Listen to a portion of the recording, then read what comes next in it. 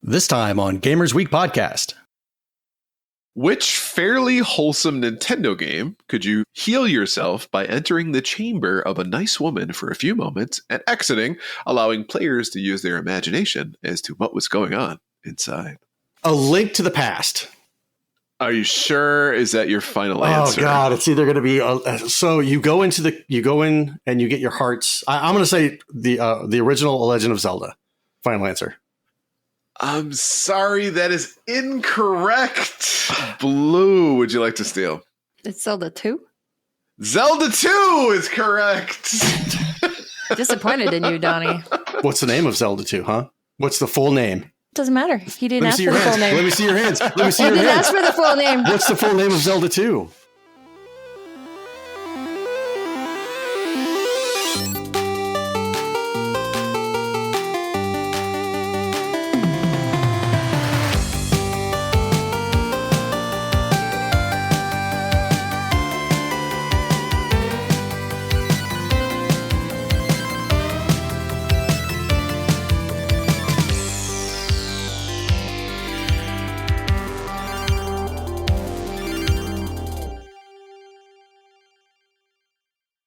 Do you see it, Ryan? Holy shit, you have a night trap. There it is. Hawaiian shirt. Oh my God, that is the greatest thing I've ever seen.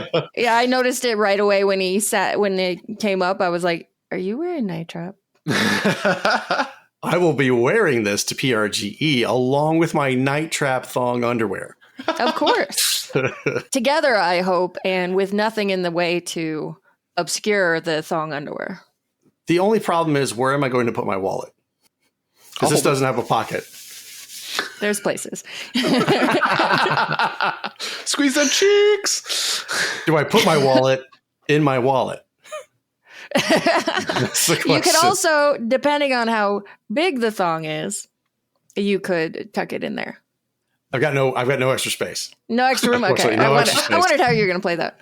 Must be nice. Yep. Like, Ryan, can you hold my keys, please? Can you hold this my phone? And Ryan's just going to jingle when he walks around. Oh my God. I'm going to go ahead and go live.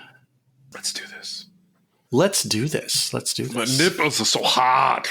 Oh, Zach's already reporting for booty, so he's going to enjoy the trivia at the end. It's my duty to please that booty. Welcome to Gamers Week Podcast. Like the name says, we analyze the best, worst, and weirdest headlines of the past week in the video game industry. This is episode 127, and today is Wednesday, July 31st, 2024, the last day of July for 2024. Let's pour a little out for July. I don't want to pour anything out down here. So No, my drink's too full to pretend to do that. So. Yeah. But my name is donniegretro. And I will be your host this evening, but I'm not alone. As you can see, I have my two lovely co-hosts here with me. My first host just got a new job because he has the right fingers to reach that itch way back in your ear canal.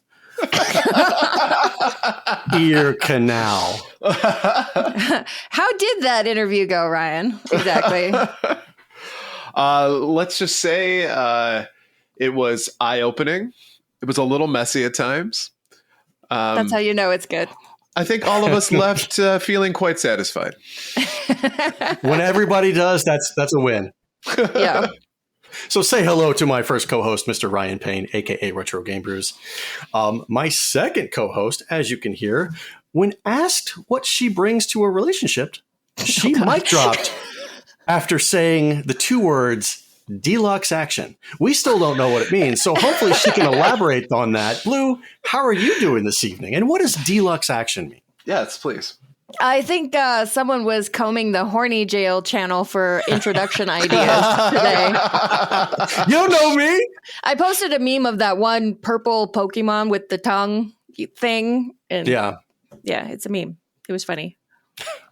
Oh, so that's your answer and you're sticking to it? You don't bring deluxe action? I'm not saying I don't bring deluxe action, but it's not the uncut, so we're just going to leave it there. Live a little. Go outside your comfort zone, okay? Upset the establishment. You don't know me enough by now to know that I do that all the time?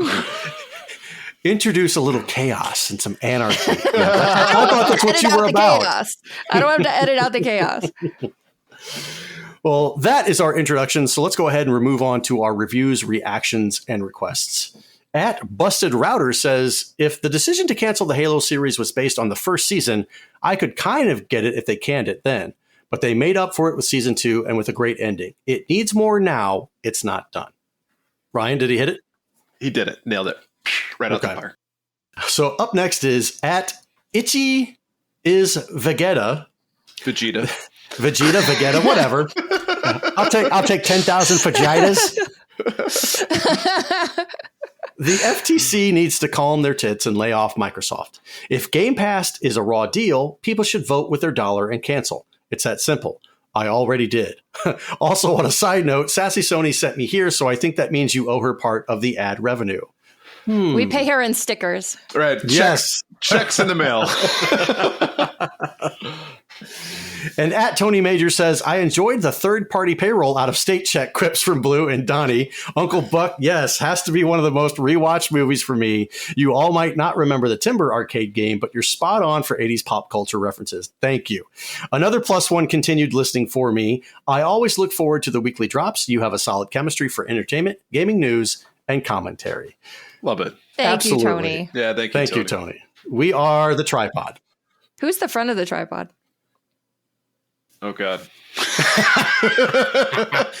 Depends what perspective you're looking at it with. So, okay, fair.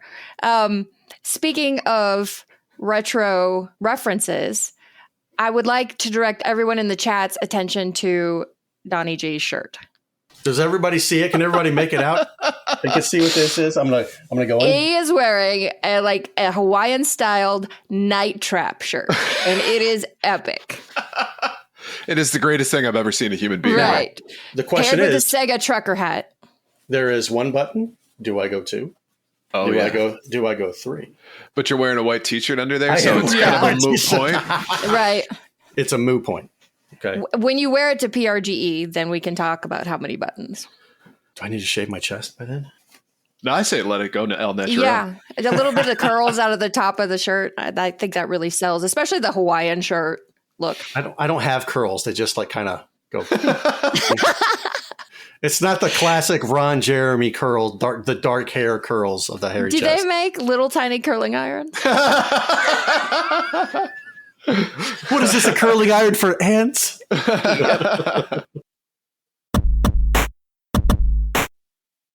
All right, now let's move on to our patron shout-outs. All right, we couldn't do what we do without the help of our gorgeous patrons. Here are the generous folks supporting Gamers Week on Patreon. Crunchy Kong, Sheriff Snacks, Frank Grande, Love Retro BTW, Steven Sand, Ramboski, Terry Kinnair, Doongie Forever, A-Gill 2020, Ducks in Disguise, Don't Make Me Pull Over This Car, Sir Coffee of Houseblend, first of his name, Hybrid Divide, Maddo1606, You Fall Before Me, Davey PGH, The Red Ox PDX family, including Shannon and Luke, Zach Hugethank, Number One Blue Six Voice Fan, John Baran, Sassy Sony, Evo Lust, Rai's Secret Best Friend, Mega Retro Man, Gamma Troid, Moradib, Michael Lakite, Emo S, Bill Tucker, The Real Retro Game Brews, Fruitcakes, Pickled Pepper, Ducks with Thick Thighs, Wizard of Zardoz, Bobson Dugnut, Loudmouth, Retro Blast Pat, B&T Zilla Guide, The Mad Milkman, and Seven Castle Forest.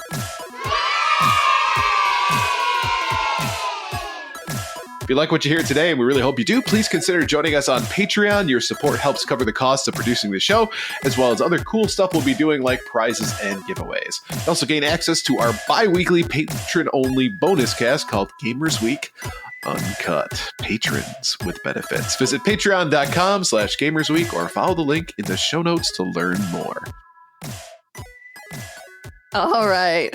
Well, let's move on to the headline segment for tonight. And the segment is, of course, proudly sponsored by the Retro Game Club podcast. It's a fantastic, family-friendly retro gaming podcast. In each episode, Rob and Hugh pick 2 games to play and discuss, as well as news, interviews, and other topics. Right now, they want to know, what are your favorite combat flight sims?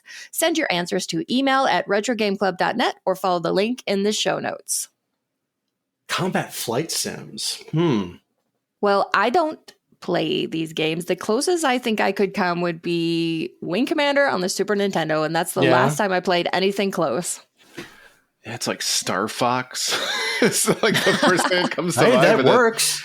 I guess, technically. Mm-hmm. I'm really lame with them. I've always wanted to find like a good combat flight sim. And honestly, I think right now it might be the perfect time to create one. You remember Steel Battalion back on the Xbox, the original one? Yes. And it came with that like huge panel and everything. Oh my God, like, yes. Warriors. Imagine them coming out with one that is for dogfighting with a VR headset, right? And so you're looking around your cockpits or whatever, your multiplayer, you're playing online. I know some people, yes. Does it come with a barf bag? Yeah. It does. It does. And that's the point, right? Right. So I think that would be fantastic. I'm just waiting for them to make that and waiting for me to make enough money to buy a VR headset. So two things, you know. I have one of the games for Ace Combat. I think I have one on the PS4 and also for the on Steam. I just haven't gotten around to playing it yet. I think those are pretty legit when it comes to dogfighting simulators. One that really stands out for me. It's a classic. It's an oldie. It's a goodie. The Evil Empire versus the Rebellion. It's X-Wing versus TIE Fighter. Yeah, good one. Yeah, that one was a classic PC dogfighting simulator. And I remember a couple of months ago talking about how I would like to play like flight simulators, and Blue was like, "Really? Like that's because you said Microsoft Flight Simulator, Yeah, like a combat yeah. sim, I get, but just like a straight, I'm gonna fly a plane from here to here. I've always wanted to know what it would be like to fly a plane. I would probably be deathly afraid of it, you know, but at least I can do it from the comfort of my own couch. And, you know, all the safety is there. I don't have to worry about crashing the plane or pressing the wrong button when the guy's like, hey, okay, press the brakes. And I'm like, oh, the rudder? And he's like, no. So, don't press that button. Hybrid Divide in chat says Pilot Wings for the win. And TKN85 says not quite flight sim, but Colony Wars on PS1 were the best. Nice. Very nice. So first up in our headlines, video game performers within United States Actors Union SAG-AFTRA have voted to go on strike starting Friday, July 26th after more than a year and a half of negotiations. We're just going to spit out new words. We're creating new things here on the podcast. Mm-hmm. After more than a year and a half of negotiations with major game companies over the use of AI have failed to reach a deal. Although agreements have been reached on many issues important to SAG-AFTRA members, the union wrote in a statement announcing the strike, the employers refuse to plainly affirm in clear and enforceable language that they will protect performers covered by this contract in their AI language. We have already found common ground on 24 out of 25 proposals, including historic wage increases and additional safety provisions, reads a statement from spokesperson for the Video Game Producers Party to the Interactive Media Agreement, Audrey Cooling. Our offer is directly responsive to SAG-AFTRA's concerns and extends meaningful AI protections that include requiring consent and fair compensation to all performers working under the IMA. These terms are among the strongest in the entertainment industries. Same old stuff that we've been hearing. Yeah. We covered this story forever last year. Right. For a while there, it was pretty much the only news. And then that was when it was centered around the Actors Union. Right. And this is specifically video game performers, which is interesting because the Actors Union, the strike ended. And remember Fran Drescher, who had been so against, the president of SAG-AFTRA, who had been so against AI, then suddenly came out and said, SAG-AFTRA has partnered with this AI company. And now it's going to be so great because actors they'll be able to market their voice and be paid for it, and it'll be great. And so we were kind of wondering, something went on behind the scenes there that made her change her tune. Right. But this is interesting because it's specifically video game performers, I guess, who are not satisfied enough or weren't included in those earlier negotiations.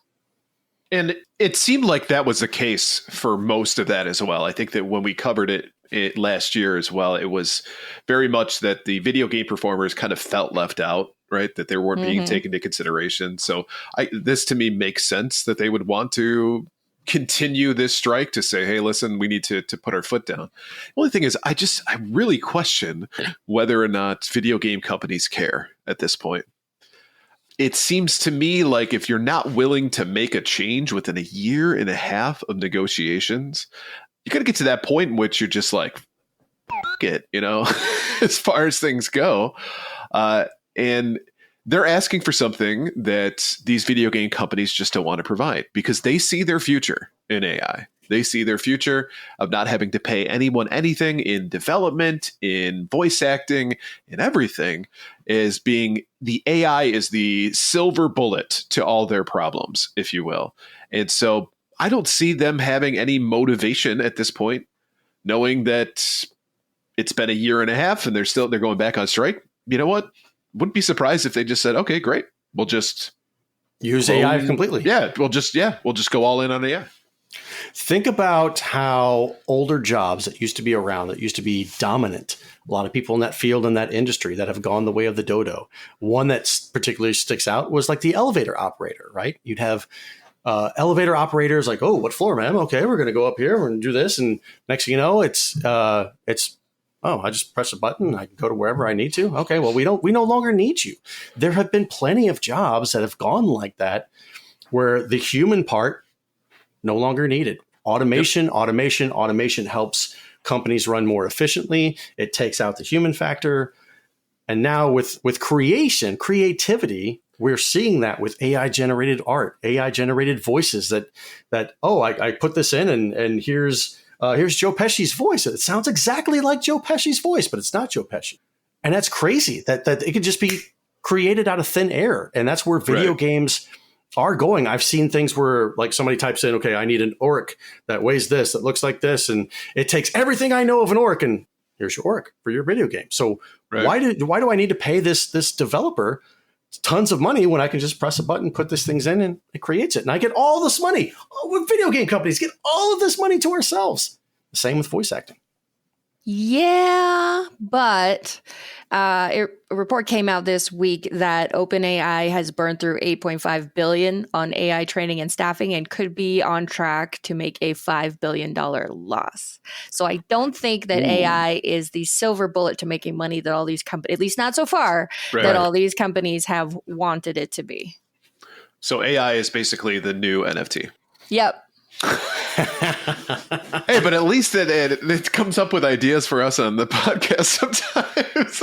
I mean, we've gotten a lot of mileage out of those AI voice generators. Yes, we have. Oh, yeah, right? Oh, they're not good, though. That's the point. The AI voices we use are, for the most part, pretty terrible. They are. They're atrocious. The ones that I've used, however, they're pretty spot on.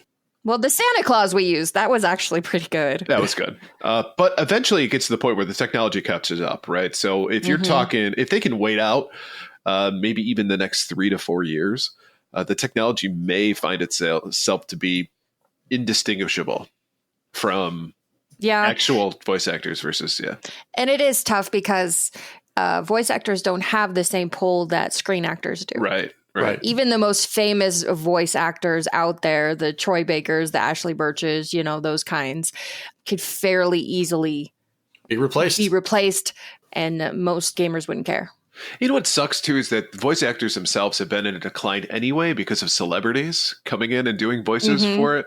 So it's almost like it's just kicking them while they're down, more or less, with this. And it's almost to the point where being a fantastically talented voice actor is a job that just can't pay the bills at this point. Yeah. Yep. It's sad. The March of Progress. Yay. Yeah. Imperial March. Dun, dun, dun, dun, dun, dun, dun. Next up, in yet another bloodbath during a terrible 2 years for the games industry, Bungie has announced that it's laying off 220 people. Roughly 17% of its workforce across every level of the company, including most of our executive and senior leader roles. The way Bungie tells it, that number would have been higher, but the studio deepening our integration with Sony Interactive Entertainment, working to integrate 155 of our roles, roughly 12%, into SIE over the next few quarters. That decision has apparently saved a great deal of talent that would otherwise have been affected by the reduction in force. Man, it's been so long since we talked about layoffs. At least like 3 or 4 weeks. Yeah, right. But I think this one is funny because the last time we specifically talked about Bungie layoffs, remember when they said, no, we've kept the right people. Right. Really? What an obnoxious thing to say to people. Mm-hmm. That's a kick me when I'm down. Like, Right. yeah. Them saying, we've kept the right people, and we discussed then is like, do you really think so? Do you really think that Bungie's not going to have another round of layoffs if the final shape doesn't do as well as they need it to? And here we are. Also, when Sony bought Bungie, the whole thing, oh no, we're going to be separate companies. It's not going to be a thing. It's still going to be Bungie. It's still going to be Sony. There's not going to be all these changes that you're worried about. Pay no attention to the man behind the curtain. Right.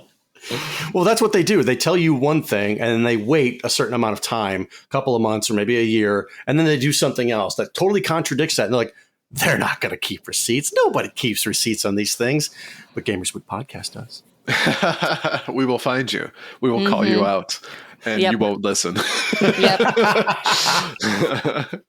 But I suppose the writing was on the wall because Bungie got greedy, expanded too much. And then the realities of post-pandemic life, when people weren't gaming 24/7, they haven't been able to rebound. So I suppose on the one hand, it's really nice that not as many people are losing their jobs as could have if they're being absorbed by Sony, but that still leaves 220 people. Good luck finding a new job in this shitty time in this industry. Why not be an elevator operator? Or a travel agent. Yeah.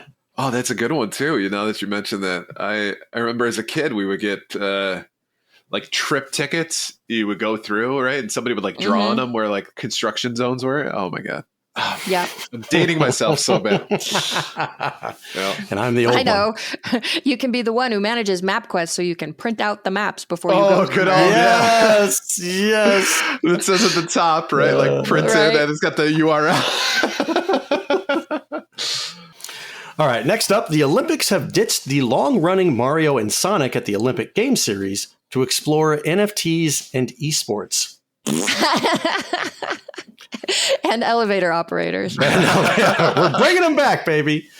Speaking with Eurogamer, a veteran behind the series, has now said the decision to end the popular Mario and Sonic franchise rested with the IOC, which chose not to renew its licensing deal with Nintendo and Sega and allowed it to lapse in 2020. They wanted to look at other partners and NFTs in esports, said Lee Cocker, who worked on almost every entry in the series.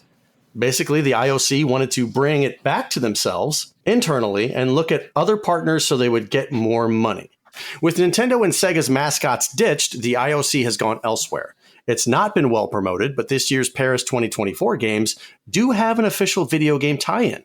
Olympics Go! Paris 2024, a free-to-play, smartphone-focused effort from San Francisco and Seoul-based company Enway, which previously developed several Power Rangers games. You have screwed the pooch. You lost me at mobile, smartphone. No. Not that I was playing Sonic versus Mario or Sonic Mario at the Olympics on the Wii or the Switch or anything like that, or even on the DS. I had that game on the DS, never played it. I'm not playing it on the smartphone. Yeah, this reads like game marketing a la 2021, basically. Yep. Ooh, smartphones, NFTs, free to play, esports. I mean, the series was fairly popular for people. People enjoyed them, right? It came out every 4 years. So you were inundated with them. I mean, it's like little mini games and stuff, and it's fun.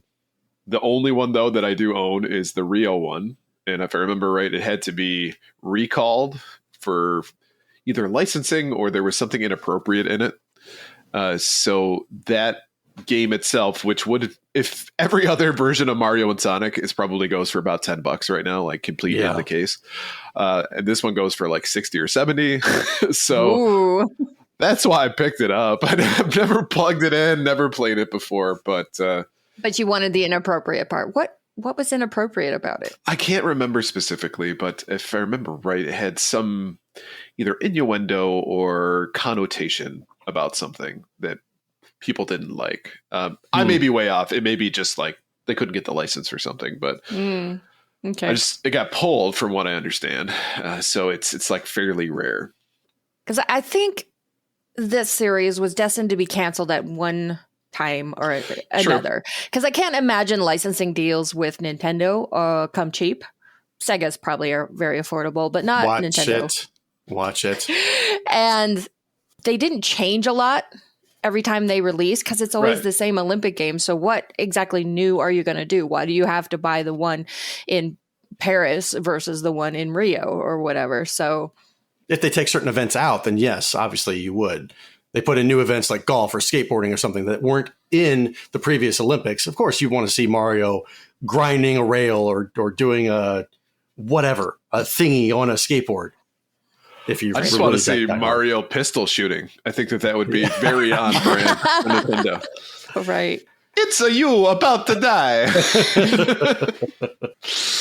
But yeah, with the IOC making this new push into gaming, like we've been talking about the last couple of weeks, it kind of looks like they're being advised by people who are a good 2-3 years behind the trends. Right.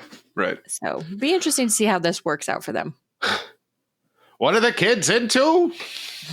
NFTs, or yeah, that's crypto. That's some right, because NFTs have been dead for a while now.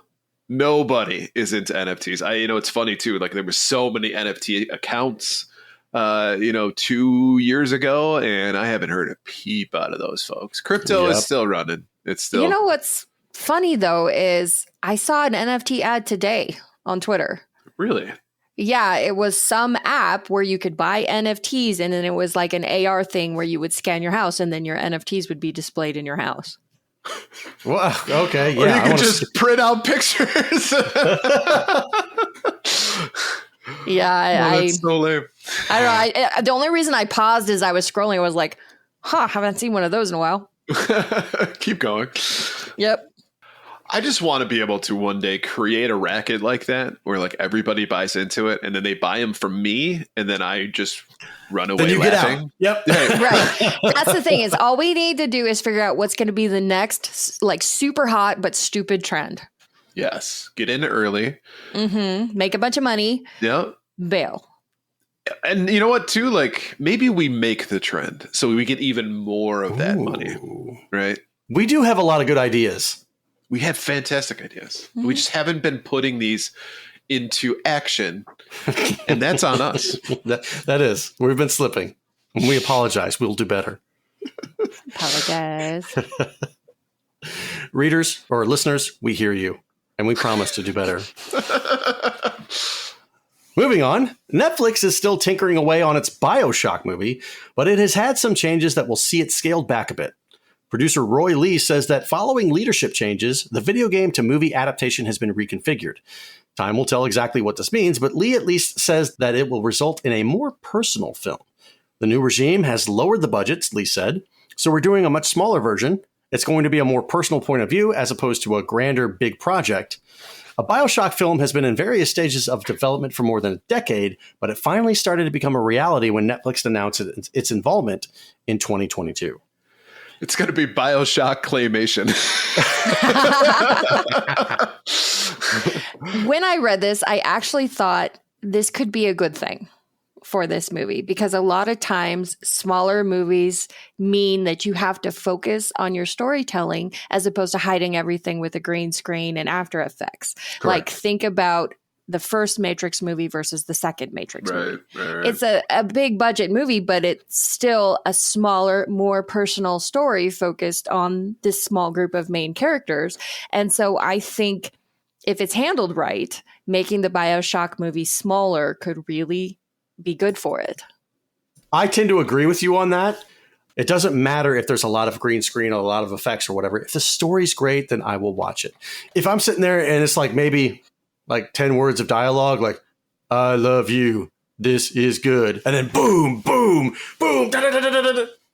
Yeah, it's, you know what? It's great that people are getting blown up and all this stuff, but it does oh God, it's so, I can't sit here and watch it. The John Wick movies, love the first one. After the second one, I was like, okay, this is pretty much the trope. Third one, there was like the longest scene of just fighting happening and nobody's speaking or anything like that. I'm like, I'm out. I can't do this anymore. So when the fourth one came, I'm just like, ugh. Well, with BioShock, it's an interesting kind of movie, right? Because it naturally plays into special effects, right? Because you can like shoot stuff with your hands and all that kind of stuff. Of course. And what's the name of the big guys? The one with like the drill on their Big Daddies. Big Daddies. So that to me would be really difficult to recreate unless you're using some kind of CGI, or you would just have these massive like marionettes in order to pull that one off. Yeah, because you can't have that big tank running fast at some place. That's not going to happen in real life. Right. So that has me concerned a little bit just on those two examples alone. But I think there's more that you could probably bring up. But in that same sense, if all the budget goes into special effects and they spend more time actually telling a story, right? Maybe that's not a terrible thing. And maybe you scale back the action a little bit. Maybe it becomes more suspenseful. I don't know. But there is some concern there because of BioShock itself requires a little bit, at least, action. Right. But there is so much of a rich story with the original BioShock to tell about how, and I forget his name, the guy that actually went down and created the whole utopia that was supposed to be getting away from big government and all that stuff. And and how all of these guys came to be like disfigured with the splicers and whatnot. And the battles in between all the different factions and stuff like that. That's a series that could go on for at least like maybe 4 seasons before you get to the big finale. And, Finality, yeah. Yeah, the finality. And then Would You Kindly and all that stuff with Atlas. I see so many different possibilities, but this is not necessarily a bad thing that the budget gets scaled back. Like you guys said, focus more on the story, less on the CGI effects, and I feel you could have a home run on your hands. Netflix can. Not all their first-party movies are home runs, but some of them are. So it has a chance. Right. There's a new Little Nicky movie coming. Yeah. Little Nicky. All right, next up, according to a new report in the Wall Street Journal, insiders worry that Twitch might become a zombie brand or an acquisition that's sidelined because it's underperforming at Amazon. These sources pointed to other Amazon sites like Goodreads and Woot as examples of a zombie brand. Twitch has reportedly faced a few major setbacks over the past few years, with its web traffic ranking in the United States falling, and its advertising sales and number of users both ceasing to grow. Twitch's biggest spenders, one of its strongest sources of revenue, have also reportedly spent less on subscriptions and donations, with internal projections suggesting that this trend might cost Twitch close to $250 million in revenue by the end of 2025. However, a spokeswoman for Amazon told the Wall Street Journal that the company still feels confident in Twitch's potential. The hell is Woot? Woot is a combination of like all these good deals from different sites. Dealofthedaytracker.com. Yep. Something similar to that. Yeah. Okay. I think Twitch is still sustainable, but it does not have its popularity that it once had before pre-pandemic and during the pandemic, because obviously streaming was starting to get big. It's like, oh my God, I can actually make money from streaming video games, and people will come in and watch me. And all of a sudden the floodgates open, and now you have everybody and their mother, they're streaming. And you sit in somebody's stream and they're like, yeah, they're playing video games, but they're not great. They're not talented. They don't really know how to talk to an audience. I'm not going to sit there and give you money or do whatever, because it's not entertaining to me. And then now with the pandemic, it's gone. It's over with. Everybody's out of the house. Like, I don't want to sit here like, oh, yeah, you know what? I would come up here and watch people stream. Like, yeah, okay, let me donate. Let me interact with them. But now I get up, I go out of the house, I touch grass. I can't imagine too how much Amazon has to pay for even just the utility cost to run the server for Twitch. It has to be insane how much money they have to invest or put into it to keep it running.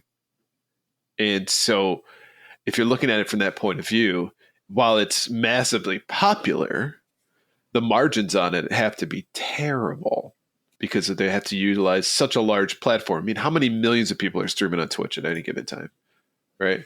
Some of them are streaming in 4K and all that kind of stuff. So I can't imagine that being like a cash cow for them. And then when they started adding more ads to it, I think people have become less enamored with Twitch as well, because I don't know how many times I've tried to log in and watch a Twitch thing or, somebody's stream because it popped up in my alerts, and then it's got 2.5 minutes of ads before Everything has an ad now. Right.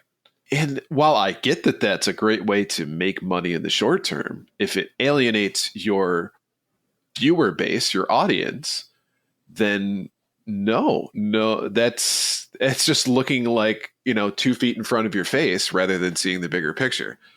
And so I would not be surprised if Twitch becomes a zombie brand, which means that we've got to switch over to YouTube, right?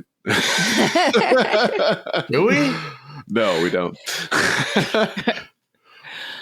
Yeah, I don't know. I don't think Twitch is doing itself any favors because it had a certain business model when it was rising to popularity. And then when it was at its peak popularity, then it started changing things. And the audience has never really fully accepted the changes. And then the leadership at Twitch comes across as very wishy-washy because they'll make a change and then 2 days later they'll walk it back, or 3 weeks later they're changing it again, and it's like, just decide what you're doing. Right. I think Twitch it's not going to be a zombie brand like how Goodreads basically became a zombie brand within 5 years of its existence. I don't think that it has that short of a timeline, but eventually. I don't even know what Goodreads is. It's where you leave book reviews and stuff, book recommendations. Because Amazon started off as a book seller, right? Yeah. The desire to watch people play video games or watch Bob Ross paint is still going to be out there, right? People still want that kind of content. So if it's not Twitch, then what is it? There's got to be something that's going to be maybe more interactive, or I don't know. But it's got to replace that need and that desire. We become spoiled by watching somebody else play video games and then paying them money. Yeah. Now just play the games yourselves. No. All right. Last but not least, a Diablo 4 lead attended Whoopi Goldberg's weed event. That is a sentence in itself. To bury the hatchet and present her with a key to hell 1 year after pissing her off because you can't play the action RPG on Mac. Last year, shortly after Diablo 4's release, Goldberg took to Instagram with a video directly aimed at Blizzard in which she said she'd already paid for the action RPG and was all excited for it, but the lack of Mac compatibility really pissed her off. Although Diablo 4 is still not available on Mac, it now seems that Rita Miller and Blizzard are definitely friends again after Diablo general manager Rod Ferguson, did you get that? Presented her with one of the official replicas of the key to hell from the game, otherwise known as Oda Mae Brown. So Danny Trejo plays Animal Crossing and Whoopi Goldberg plays Diablo 4. If you had to, match the person with the game they play, right? Those two would have not been in the right position for me. That's funny. Actually, Whoopi Goldberg doesn't play Diablo 4. Well, she can't play Diablo, but she plays. Clearly, she wants to play Diablo, right? I don't know. I guess, can she not afford a PC on the side of her Mac? Maybe her weed brand's not doing so well, but that's a good point. All I want to know is Whoopi Goldberg dressing up in a nun outfit at her weed event? Because I would totally go to that. Maybe the strands of her weed brand are all named after the movies she's been in. Oh, I would love that. So let's jump in Jack Flash. Yep. Ghost.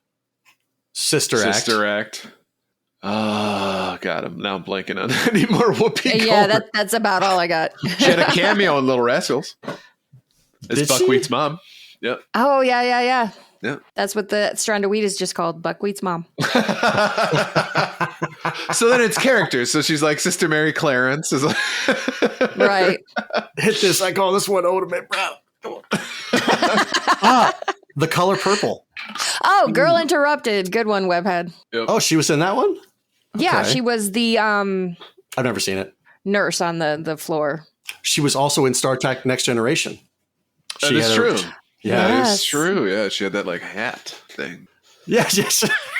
That's a strand of weed. It's Whoopi Goldberg's hat from TNG. Oh my God. Yeah, this is an odd headline because it's names at the peak of their relevance, right? Whoopi Goldberg and Diablo 4 a year later when people are getting just a little bit bored of all its seasons and stuff. I love that you said the peak of their peak of their relevance. Yes. Oh man, that made me giggle. Everybody knows if you own a Mac, it is not intended to play PC games. I'm sorry. That is just the way it is. If you are into PC gaming, or if you're into video gaming on your computer, let me rephrase, you have a PC. That's just how it is. Is that the arrogance of an Apple diehard to think, well, why wouldn't it be for me? Right. And as I understand, it's really freaking hard to get games to play on the Mac because of the settings or whatever. I think Donnie would probably know better than I do, but... I don't have a Mac. You're an IT nerd. I don't deal with Mac stuff. No. I'm PC and that's it. Right, but you've been around the office, right? You've heard guys spit about it. What the hell does that mean, Ryan? I'm not an office slut, okay? You've been around the office. Are you not? Not since you work from home? Yeah. Less Hawaiian dad, more Victoria's Secret.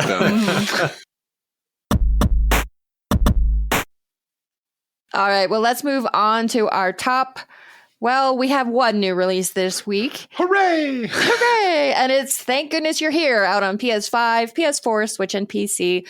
From the publishers of Untitled Goose Game, Thank Goodness You're Here is an absurd comedy slap-former set in the bizarre northern England town of Barnsworth. As a traveling salesman, take the time to see the sights and meet the locals who are very eager to give you a series of increasingly odd jobs. This game may contain content not appropriate for all ages or may not be appropriate for viewing at work, some nudity or sexual content, general mature content. And buy Micro Machines, because apparently your voice can go that fast. So well done. Thank you. I tip my hat. I told you the advanced action. Deluxe action. Sorry. Deluxe action. You ruined it. Sorry. I apologize. Was that a little ASMR? Like, sorry. Anyway, other new releases this week are ports of older games, including the Mortuary Assistant, Operation Tango, Tomba Special Edition, and Star Wars Bounty Hunter. So, what are you guys playing this week? Ryan? Thank goodness you're here. I love like 30s looking cartoons with sexual content in them. Right? Not suitable for work, 30s looking cartoons. Yes. That's my niche, right? So clearly I'm going to go with that. It looks so cutesy, and then you see that it's got a content warning, and you're like, I feel like this is a bait and switch. I've been tricked. It's definitely got that kind of weird but dirty British sense of humor. Oh, for sure. Which Davey knows. He's in the chat since he's British. Ooh. I mean, you're not waiting for our follower count to go down one again. Right. You're not technically wrong. I know. Did you see the ... Davey, we love you. Yeah. What about you, Donnie? Are you getting this or any of the ports? I'm not getting anything this week. However, like whenever I first saw the description of the game, the sound of it doesn't even remotely sound interesting. But then it's like, hey, this game may contain content not appropriate for all ages, may not be appropriate for viewing at work, some nudity and sexual content. I'm like, oh, what you I feel titillated. Well, you look at the art style and you're like, what would the nudity be? I know. It's I don't know if you'd get boobs. You'd probably just getting butts, like old man butts. Like old saggy with wrinkles, like in cartoon style. Please don't make that sound, sound, right? What? Because you have old man butts with wrinkles? No, I'm just saying, don't yuck my yum. No. Oh. I didn't think you were going to go that direction with it. I thought you were going to remind him that you'll both have those old man butts in a few decades. Then I'll be able to look in the mirror and be very, very happy. Walking on Ryan with his legs up in the air. He's like, yeah.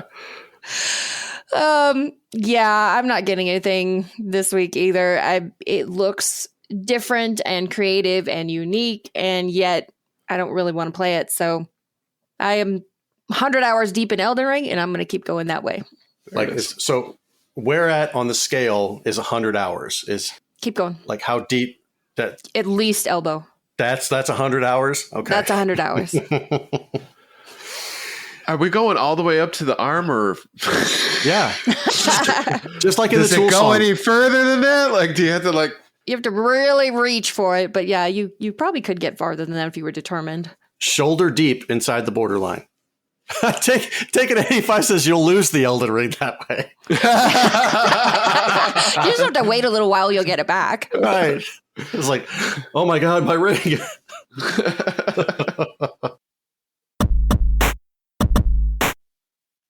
Oh, before we move on real fast, we should mention that Webhead in the chat said, so the Sonic Mario recall is when playing football/soccer and a shot is blocked, it sounds like Shadow the Hedgehog says a different C word when he probably says caught. Well, you can just say it because you're just going to Yoshi it out. Is it can't, but sounds differently? Yeah. Different vowel, but okay. yes. Yeah. I'd like to buy a U. All right, before we move on, let's take a quick break to talk about our sponsor. This segment is proudly sponsored by A Gamer Looks at 40 podcast. The show explores the history of video games through the stories and experiences of the people who lived it. This week, Bill continues his deep dive into Final Fantasy III by discussing the evil clown himself, Kefka. So this week's question is, who is your favorite villain or antagonist in a retro game? Let Bill know your answer by sending him a tweet at A Gamer Looks at 40 on Twitter. I typically have trouble with these because I don't read the question earlier on enough to have a good response in my head. But this time I did. This time I read it. And it says Senator Joe Lieberman. Absolutely, 100%. Mine would be Sephiroth. Like immediately, that's who I thought of. My favorite antagonist in a game was Sephiroth. He was so cool, so badass for being a 32-bit blocky character along with Cloud in Final Fantasy VII. But my God, the action figures, the artwork, even the movies, the cutscenes that Final Fantasy VII had, Sephiroth was amazing, and he was a badass, and I absolutely loved him back then in 1997, 1998. So I'm picking Sephiroth. Of course, there's plenty of other guys that I could think of, or women, but Sephiroth has it for me this week. Nice. Don't be cheap and say Bowser. That's what I was kind of going to say, is that I feel like with retro games, mainly the villains are not real villainy. They're kind of just cartoony and comic-y and lovable in their own ways, like Bowser, like Dr. Wily, those kinds of characters. So to say my favorite video game retro villain, is it a cop-out if I say the dog from Duck Hunt? God.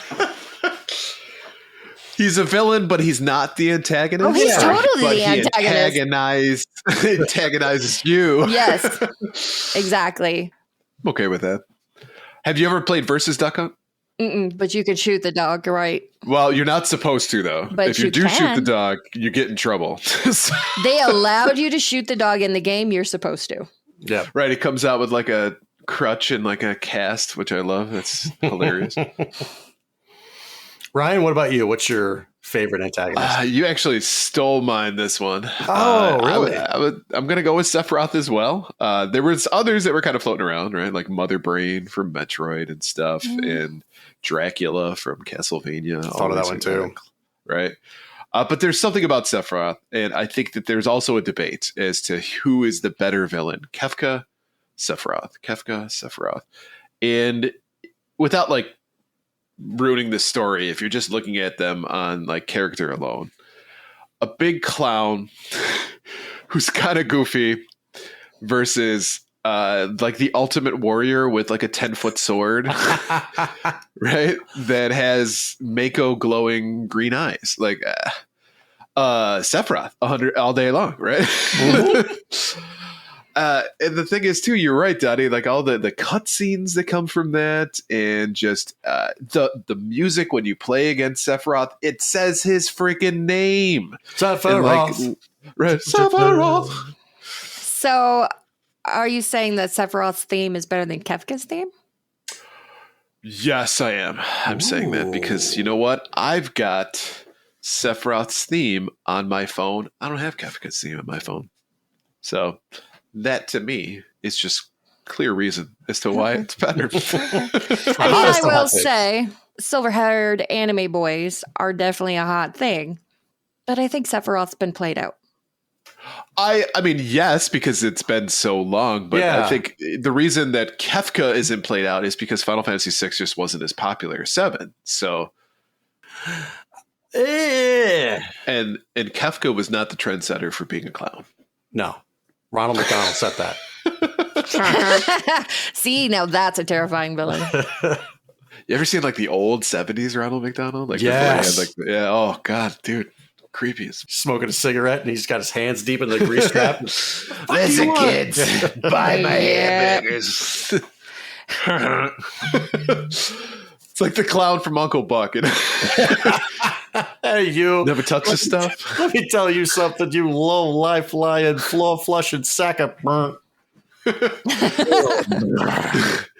Do you know that he's the same guy who plays in Dumb and Dumber? He's the one who dies from his altar. Yeah, I did not know that until I was looking through IMDb. I was like, that's the same guy. Okay. Mental. Yeah. Yep.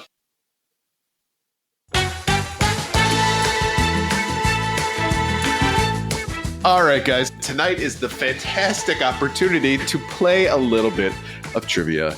And I will be hosting tonight, so it's going to be an epic showdown between Donnie and Blue.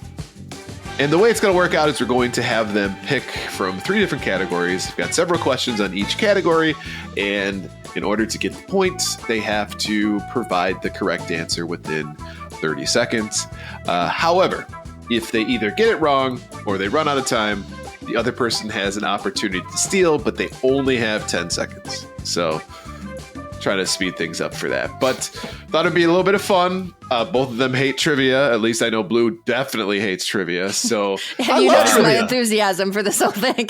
I'm pretty sure you chose this just to torment me. Of course I did. So sit back, enjoy this torture session that we're providing Blue here tonight. So if you are watching the live show, I would ask that you please don't answer the question. They can give me the answer. It's fine.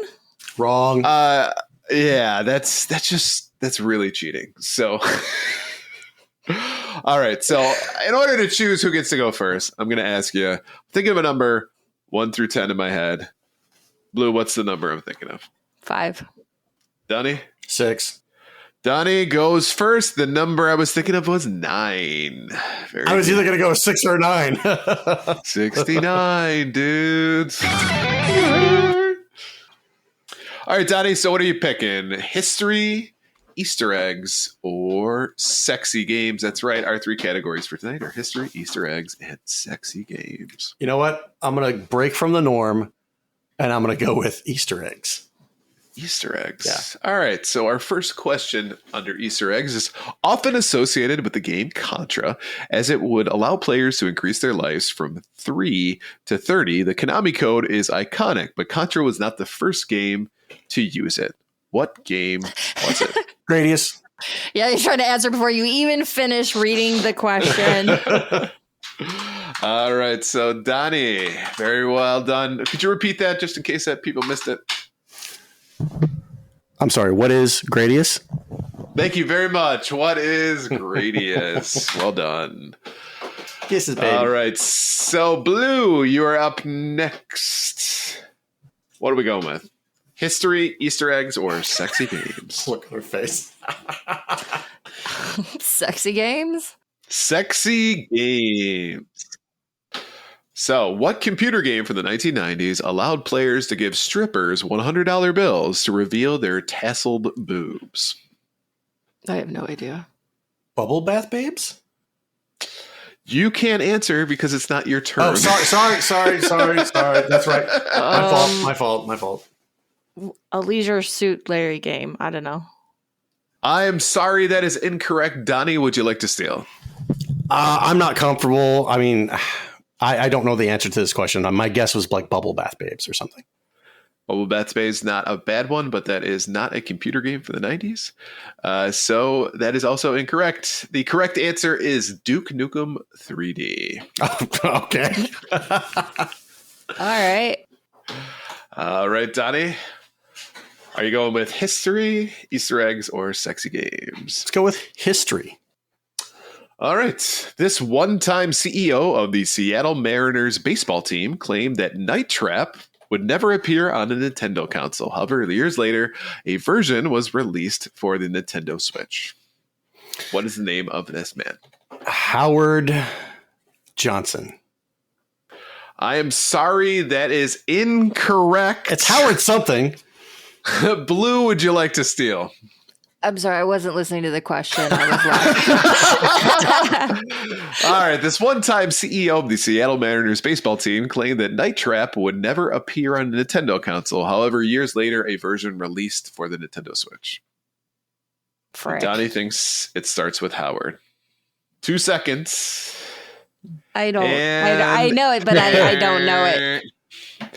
The name is Howard Lincoln. Howard Lincoln. That's right.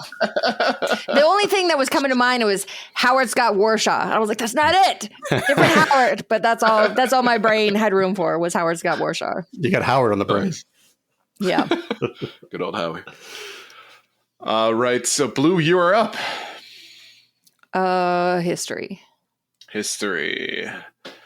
All right, so Nolan Bushnell is the founder and CEO of the video game company Atari. But what board game did he use as inspiration for his company name, which is a phrase one would say while playing that signifies to the other player they're about to be in trouble? What is the name of the board game?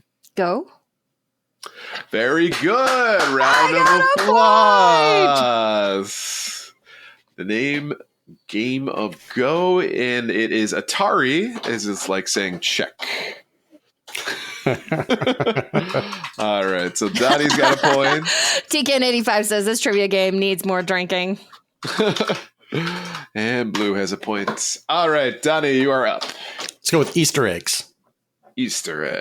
All right. In Silent Hill 2, you're not likely to find a lot of humor due to the graphic nature of the game. However, this Easter egg allows for a different ending to the game that shows what animal was actually behind all the mayhem. It was a dog. Very good. Round of applause. I think you should make him say what kind of dog. Donnie, what kind of dog? No, you're not going to change the rules just because she's now going to be down a point. I think you should say the name and the breed of the dog. Nope. Sorry. Nope. Can't do it. All right, let's put it this way. Donnie, I will give you a point. Blue, I will also give you a point if you can actually tell me the breed. It's Mira, the Shiba Inu. Very good. So you both get a point. Congratulations. I don't like this. Nope. All right. Blue, you are up. History, Easter eggs, or sexy games? Let's go Easter egg. Easter egg. All right. This Easter egg is a secret to all. By using the Pegasus boots, you can enter a room that contains a telepathic tile that says, "My name is Chris Houlihan. This is my top secret room. Keep it between us, okay?" What is the name of that game? Is not the correct answer. Donnie, would you like to steal? Pegasus boots makes me think of something like Kid Icarus, but I know that's not it.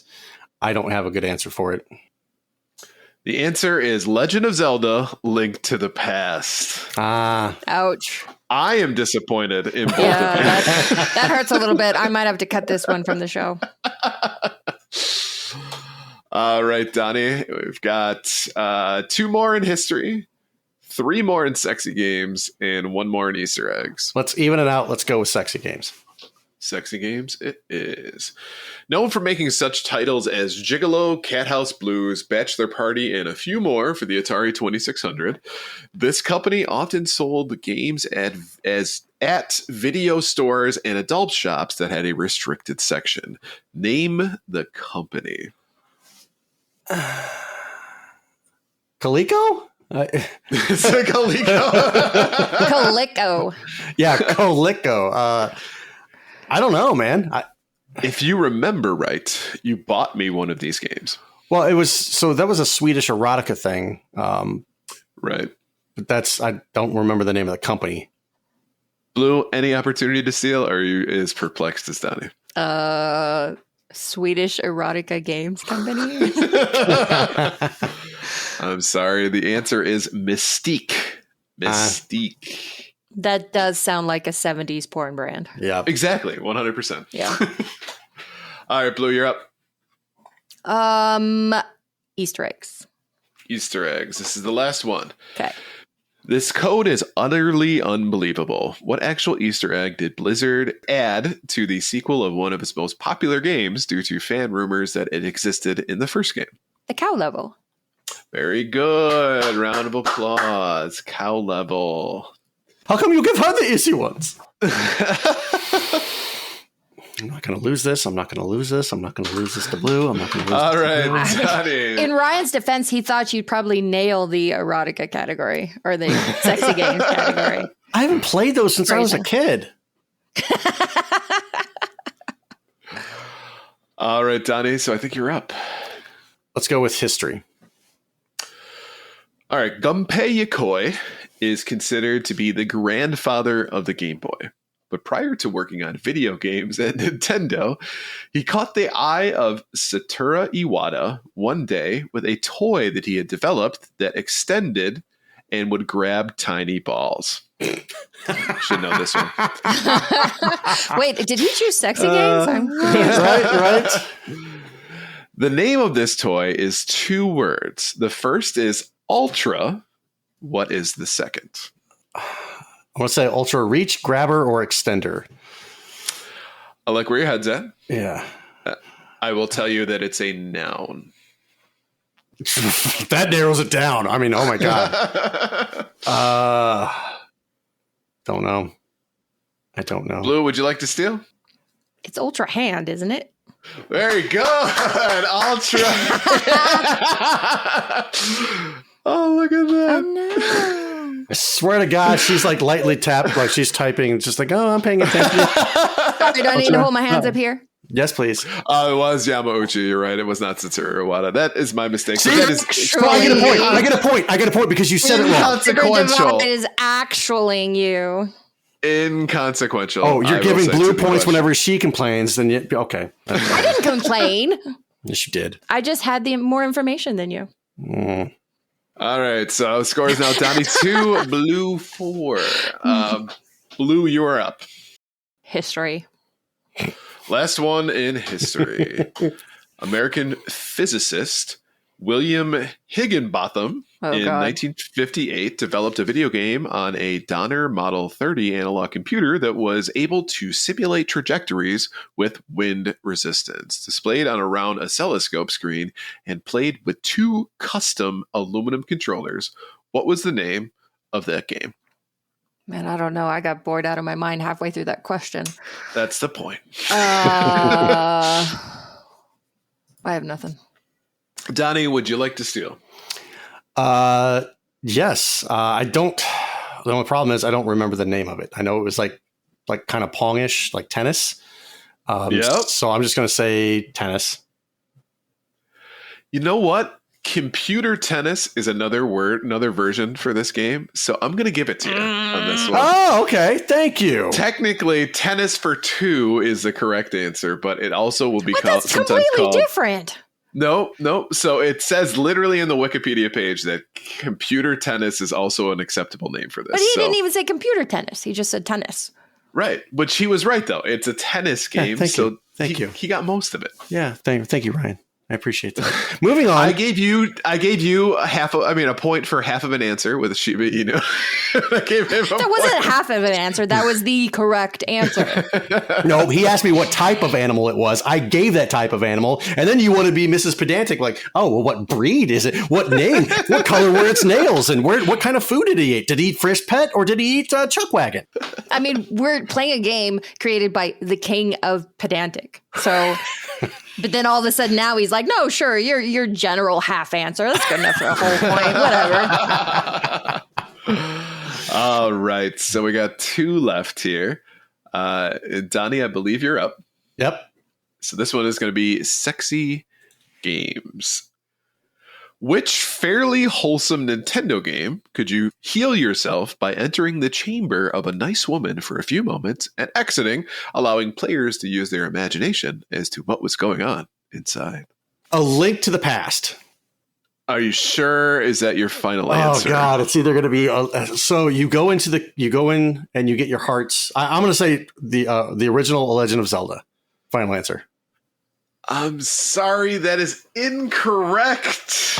Blue, would you like to steal? It's Zelda 2. Zelda 2 is correct. Disappointed in you, Donnie. What's the name of Zelda 2, huh? What's the full name? Doesn't matter. He didn't ask for the hands. full name. Let me see your hands. Let me see He your didn't hands. ask for the full name. What's the full name of Zelda 2? The Adventures of Link. Get a point for that. Bullshit. All right. The score So Blue. going into the final question. Tell the listeners, what is the score going into the final question? Blue with 5 correct and Donnie with 3. That means I don't need to answer this. Even if I gave Blue, I didn't give Blue the extra points for getting Shiba Inu, she would still technically be in the lead. Yeah, she would be in the lead 4-3. Right. I have a chance to win or tie. Sure. But you're not going to win either way. So.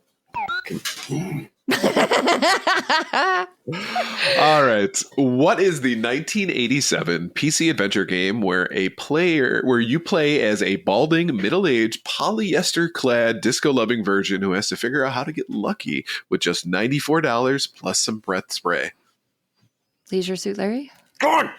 Very good. He's so angry. Donnie, I will give you 3 points if you can give me the full name. Leisure Suit Larry and the Land of the Lounge Lizards. Holy crap! He did it! I think we're tied. You guys tied it up. No, Great you job. said you gave me 3 points, and that puts me at 6 over 5. No, that's a pity win. And I get a point for saying Leisure Suit Larry 6-6. Right, so it is 6-6. You don't mind that pity win, huh? I think he's choking. I had a mouthful of water. It was either spit it out or choke on it. So, Joke on it. a pity win. I will take the win however I can get it. But It's not a win. Actually, it's a tie. a tie is a It's tie. a pity tie. But what did Rosie Perez once say? Sometimes when you tie, you really win. Sometimes when you win, you really lose. And sometimes when you lose, you really win. Yeah, Davey says Donnie got pity choked. And I didn't have to pay for it. Well, unfortunately, this time around, we have ended in a tie. I don't have a tiebreaker question. So, yeah, great job to you both. I'm actually I'm impressed because I didn't think that you would get any of these. So, great job. Round of applause. He thinks we're idiots, Yeah, right. so he's impressed. And that about wraps it up for our trivia today. Thank you guys for playing. Well, thank you. Thank you for being a good sport, Blue.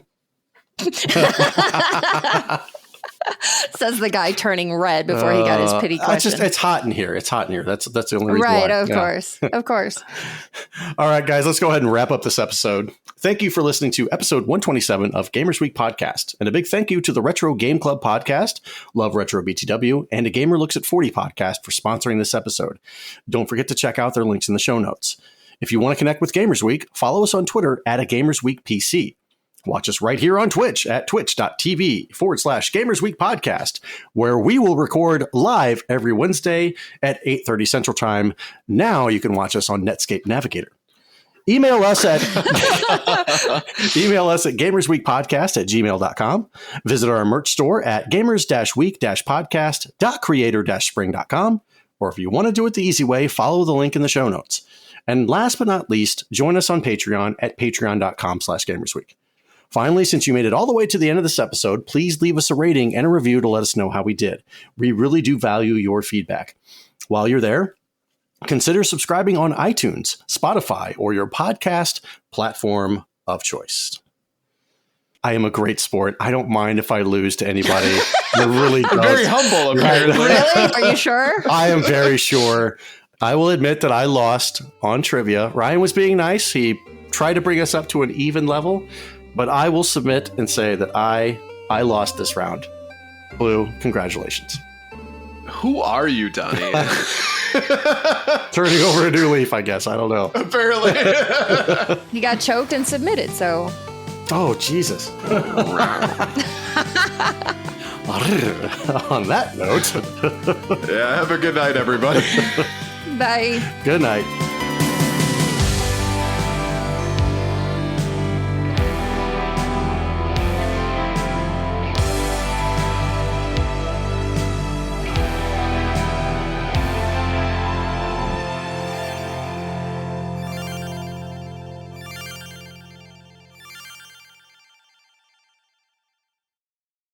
This game may contain content not appropriate for all ages or may not be appropriate for viewing at work. Some nudity or sexual content, general mature content.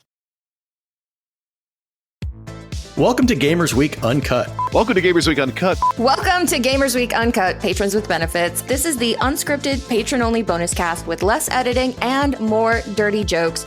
We don't know where the conversation will go, but we're sure it will be weird. This fish just went right on my nipple, and I'm just like, I Google Street Fighter 6. The first search result that comes up is people think they can see Ryu's in the Street Fighter 6 reveal. Listen up here, kids. You're not going to want to get one of those VDSTDs things, right? Make it fall off. When you go, grab a pro. You'll be doing it for America. that was perfect. If you want to hear weekly episodes of our patron-only bonus cast, join us at patreon.com/gamersweek.